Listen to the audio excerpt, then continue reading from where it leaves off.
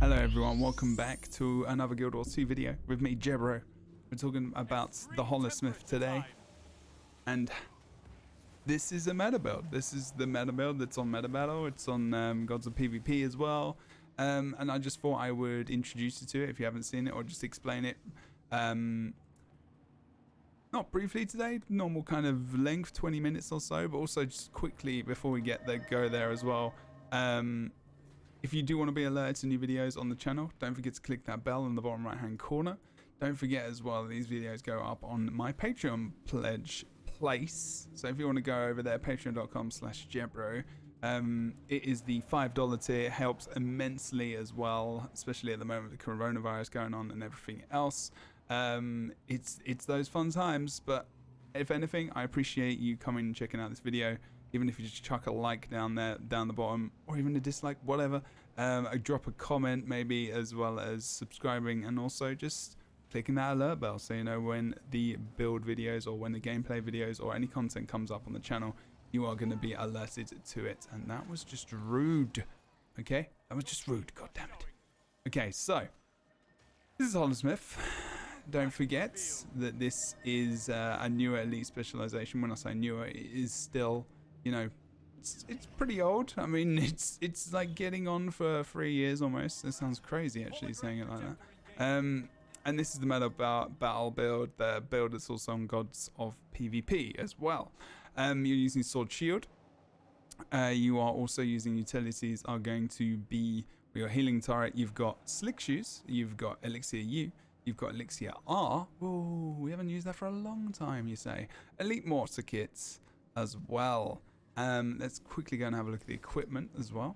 It's going to be Demolisher's Amulets with, well, see, this is my own decision, okay, using Demolisher's Amulet over Berserkers, because I don't trust my own ability, so I go for a little bit more protection with the toughness. Power, Precision, Ferocity is all of your Berserker. So the meta is more Berserker. I play Demolisher to give me a bit more toughness, but you can go full on Berserker if you want to.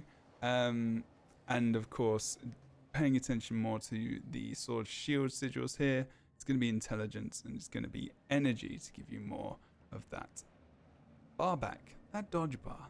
Gotta love that bar. And we are going for Rune of Daredevil. So next attack is guaranteed to crit after completing a dodge roll. While in combat, you're able to dodge a lot because you're able to get a lot of vigor back. And we'll go and explain that as well. You get power. You also get toughness, which is why probably, you know, you get toughness here. You get 500, but you do get, of course, about 100 from this rune as well, which is pretty nice. So, and yes, I know my character is wonderfully beautiful and bold. Lady Norn. She's amazing. Jebronica is her name. Don't give me shit about it. Okay, so oh god, I'm not funny.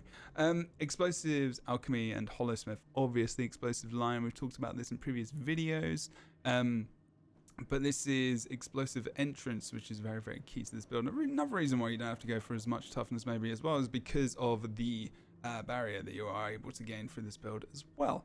So Explosive Entrance, don't forget, your first attack when entering combat explodes, dealing damage to nearby foes. This ability refreshes after a dodge roll, so that's pretty nice. Gives you additional damage, of course, and is a key part of this build to keep going, to keep bringing back, of course, for Blast Shield, things like that. Explosive Entrance grants Barrier. Gain Vitality based on a percentage of your power as well. So you're going to gain a lot more HP, thankfully, because of this trait as well, which gives you, you know, that survivability, the extra health, obviously.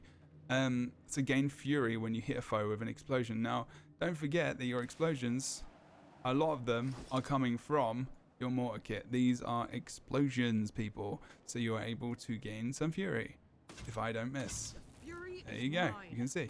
Boom. What's the cooldown on that? It's only 3 seconds, so you've got a lot of access to Fury. Easy, instant access. Boom. You stick it on, chuck a 1 out. You're there. You got your Fury. Awesome. Make sure you've got that up before you're putting out most of your damage. I will be honest, I'm very guilty of not doing that and not checking, but in the heat of battle, you know, I mean, I'm bound to pop out a mortar kit every so often and do that, but you're obviously popping out a shot from your mortar kit, very, very important at the start there. So, let's dodge so I can Get my things back. There you go. Boom. Explosive entrance. Let's get on with the rest of the build. So explosions cause vulnerability. So don't forget when you are exploding things. Boom. Got the vulnerability there as well. Blast shield. So explosive entrance grants barrier. Gain vitality based on a percentage of your power as well. So don't forget about that. Let's just quickly do that. Show you 340 barrier. You can see it on the bar there as well. Good to have. Okay. The barrier is very nice little extra buffer for your health. Important for your survival. Shape charge. Deal more damage for each stack of vulnerability on your target. Self-explanatory there. Flashbang. So explosive entrance inflicts blindness. This is a big one when it hits. So additionally, it dazes foes above the health threshold. The health threshold is 90%. This is a big one to remember. Don't forget as well that you do have elixir art, which is going to refill your bar. Sorry.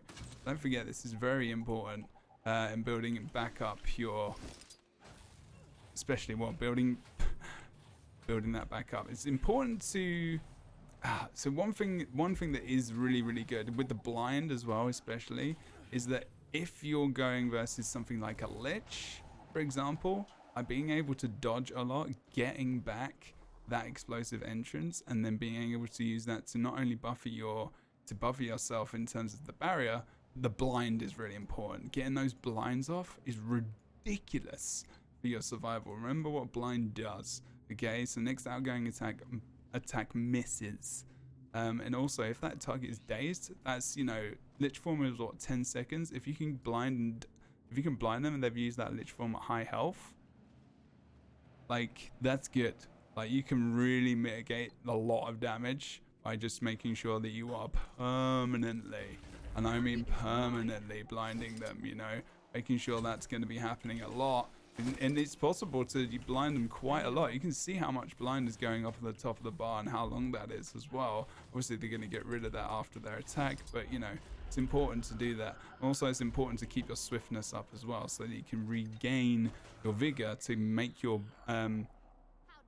to increase your dodge as well, to make sure that that dodge bar is being regenerated all the time. So, you know, your source of swiftness is going to be mainly from your Holosmith 2. Of course, so don't forget about that.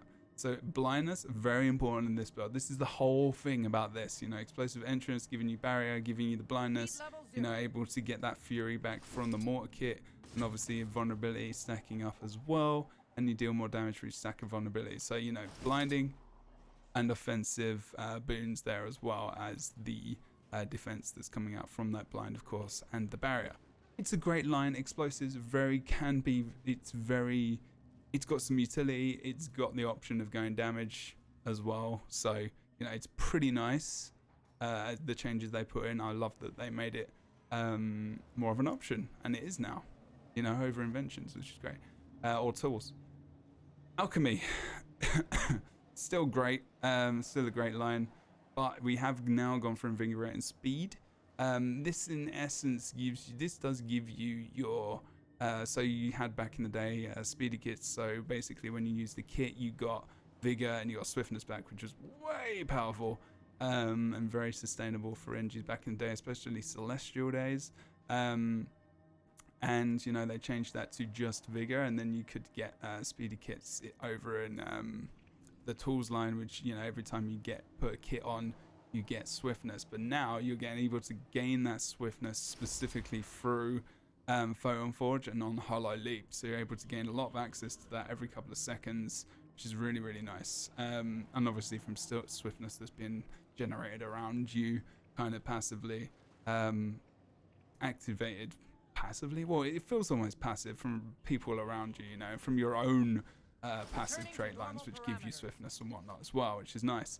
And that vigor, of course, goes in line with this line here. Able to gain your vigor back, able to dodge more, able to get more explosive entrance, able to get more barrier, able to blind more, and you're starting to get the gist, right?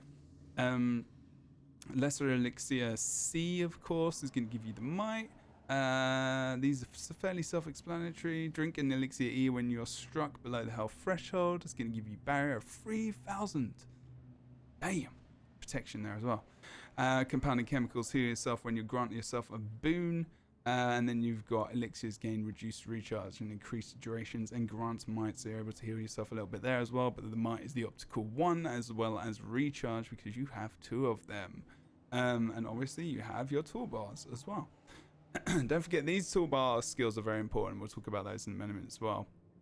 Then you've got Holosmith finally as well. Don't forget, nothing really changes here. Of course, the dodge is very, very important, and this again is why another good reason why invigorating speed is so good and so key. And you're dodging a lot more as well. So this protection almost you don't really need as much because you're able to get a lot more dodge off. You're able to get different things like blast shield off that can help you to mitigate damage, as well as the fact that you're just gonna be able to dodge abilities more. But this build is forgiving to me because I randomly dodge. I don't know if you've noticed that in gameplay, but I do. I just like dodging apparently. I've never said that I'm the best PvPer in the world, and when people insult my gameplay, I'm like, cool, you can do that. But I've never said that I'm the best player, okay? I'm the most hyped sharkcaster in Guild Wars 2 history. Yes, I know that, but I'm not the best player in the world. But I'm okay. I'm better than average, I think. I get to gold, top of gold. I get to play every so often. I have fun. I play the game, and I'm keen on it. Anyway, not important. Let's go back over the build quick, before I lose all momentum and focus. Don't forget your overheats. I'm very good at doing that. Deactivate Fire and Forge converts conditions into boons based on the heat level. Don't forget. That is it's pretty damn good in terms of removing your conditions, which is something we don't have a lot of. Heat therapy, so gain health per unit of heat lost. Then we're going to go over to crystal configuration. So Corona Burst grants a barrier for each target struck. Don't forget, this is only going to work if you hit targets. There's no point in randomly using it like back in the day when you could just use it and get stability. It has to hit targets. I even see the top players in Guild Wars 2 still using this and not getting anything out of it because they're just randomly popping off because of what it used to be, and also because it just looks good. And I understand that, okay? I understand. It builds up this heat, as well, which isn't the greatest thing in the world. I think this person's noticed who I am. Okay, so next one. Laser's Edge. While Photon Forge is active, your outgoing damage is increased based on your current heat, of course, as well. Heat level stabilized. You run the risk of overheating as well, so don't forget about that. So Vent Exhaust, damage nearby foes and apply conditions to them, lose heat. This attack activates heat therapy if you are not overheated. So Thermal Release Valve, dodge rolling events heat as an attack against foes. Guess what? You're allowed to dodge a lot more because you've got that vigor regen. You're able to do it a lot more because of that reason, and it's nice, and you're kind of actively doing it. I noticed a lot. I am definitely not overheating as much as I used to. I still am at times because sometimes in the heat of battle, you're just like, yeah, I'm slaying this guy, and damn, I actually can't just overuse this. There is a limit to this resource, and it's going to kill me if I'm not careful. So be careful of this, Bob. Be so careful, especially if you're running berserkers as well. Although, it doesn't really matter because obviously this is toughness I'm running on mine. So that is the big difference between my build and the meta build. It is berserker that they're running, and I am running, of course, the toughness one. Jesus, I forgot the name of it just then. Demolition, my apologies. But yeah, other than that, let's have a look at the toolbar quick. Don't forget this is your break stun. Toss elixir, you make sure that when you're going into fights, for example, that when you do that into mid, if you're going to mid, that you will be wanting to put down as many people as possible. So you're all running in, slap that down on everyone. If you're going into a fight, don't forget that toss elixir R is a nice res. It's unblockable, of course, as well, which is good. It does revive allies very well. It revives you very well as well if you want to put it down. Sometimes I just put it down just in case I think I'm going to go down in a 1v1. It's my little buffer. It's pulled out some nice, interesting plays on side nodes when I'm 1v1ing. Pulled out some nice plays on mid when 2 people will go down. It's still very nice. Another thing that comes out, Slick Shoes is a lot more viable now as well. It's unblockable for a start, and because it's not as much availability as stability, because of all the stability removal that was happened in the last patch, it's still very viable, and it's a 25-second break stun. Okay, still a lot, but I feel like Slick Shoes is something you can replace. I think the other 2 utilities aren't, because this is giving you stability. This is giving you your dodge back. Don't forget, this is another, we're talking about dodge and endurance bar filling. This is something I didn't mention, Elixir R. So making sure that you do that. You do remove immobilize as well. So this is good versus rangers, versus druids right now with the entangle. Get rid of that immobilize. Okay, it reapplies it, but at least you get rid of one. So don't forget that. I often forget that myself. And you do get condition removal from your healing turret as well. Don't forget that. So a lot of key things to remember. Don't forget elixir. Your elixirs are all going to give you that might as well. It's a damn good build. Also, Elixir U does give you vigor, which is something some people do often forget. It's the quickness and stability is so key. Don't pop your stability just when you're going to go for a spike on someone as well. Don't pop your Elixir U at the start of it. Pop it just as you're going up. The timing on that, it's just over 2 seconds or so, which is the length of a spike, the whole animation. It's a little bit interesting. Don't forget things like, your heal. You can blast with your shield as well. You can also use your 3rd skill, which is which is going to be your combo finisher, leap through the field. You've also got elixir shell here, which is one of your heals, which is one thing to remember. Also, you can leap through that as well. You can blast it with your 5 skill. There's a lot of blasts and leaps in this build, which are very, very useful. You can also use your 2-word skill 1 there, as well as leaping through that. You've got a lot of heal there. You can also use your shield with this. You can use your shield with, the AoE that comes out from your mortar kit. Don't forget, you've got poison here coming out from the elixir gun. From the mortar kit. Very, very big AoE that can cover a cap pretty much. Most caps in the game, other than mid, obviously, on Fire. You've obviously got, your chill. You've got your big old blind. The blind is good on this. Okay? It's good. Slap it down there. That's nice to put down on the area, obviously, versus a lich. You see the lich form come out? Stick that down, stick down the chill. Stick down the chill as well. Important to do that.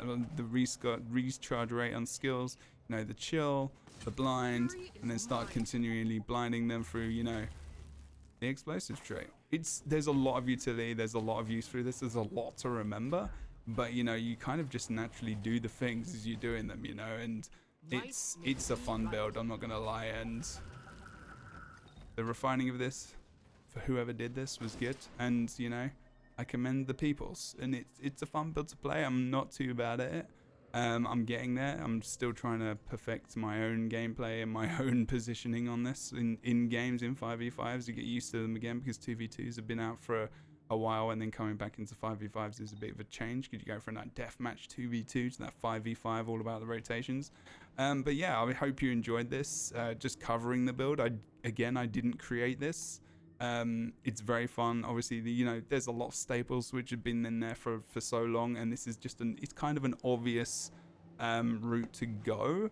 I don't feel like it was massively challenging to come up with, but I think that somebody bringing things like Slick Shoes and going for the Daredevil rune, berserkers, and remembering all of these different things which combine, as well as bringing out the mortar kit to truly bring in the whole synergized state of this build, is very, very well done. So thank you very much for watching. Don't forget to check out the Patreon if you do want to support the channel further. I do stream on Twitch quite often. I've just started back up at school as well on a Monday and Tuesday.